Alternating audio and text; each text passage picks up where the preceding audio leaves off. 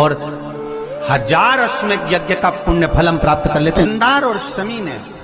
दोनों ने मिलकर भगवान शिव की आराधना करी और देवादिदेव महादेवों ने वर दे दिया, सुनो शमी और सुनो मंदार, यदि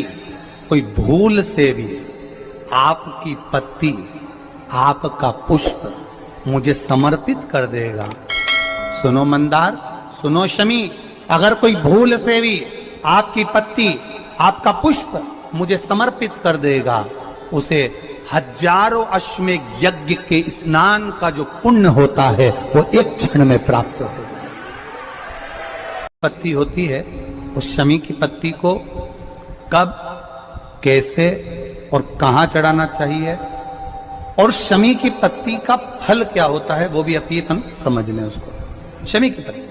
संपूर्ण स्नान भगवान का हो जाता है, संपूर्ण स्नान आप समझे उसको। जैसे ये शिवलिंग है, जलाधारी, जल निकल कर जाने का स्थान, गणेश, कार्तिकेय, अशोक सुंदरी, जलाधारी मतलब माता पार्वती जी का हस्त कमल, शिवलिंग शिव का स्वरूप, ऊपर जो जलाधारी लगी है उसमें से एक एक बूंद जो पानी नीचे गिर रहा है, जो पानी नीचे गिर रहा है, शिव जी की बेटियां जया, विषहरा, शामली बारी, दौतली, देव, शिव जी की पुत्री बेटी। जब देवादिदेव महादेव को शमी का पत्ता चढ़ाया जाता है, कब चढ़ाते हैं, जब आपने संपूर्ण जलाधारी को हाथ से साफ कर दिया हो,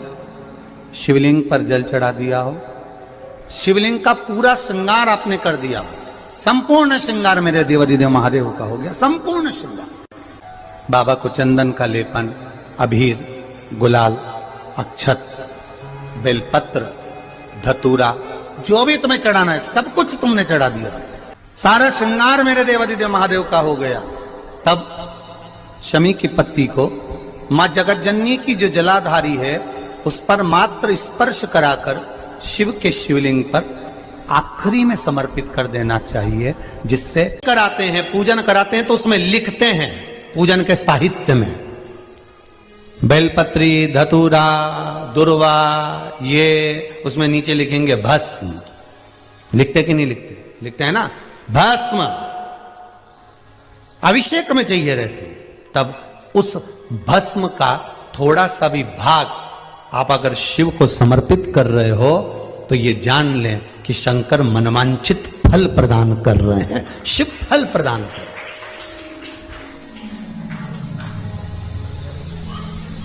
महाराज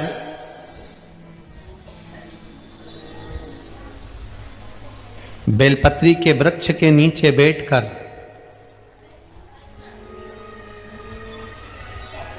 हाथ में एक बेलपत्र का पत्ता रखकर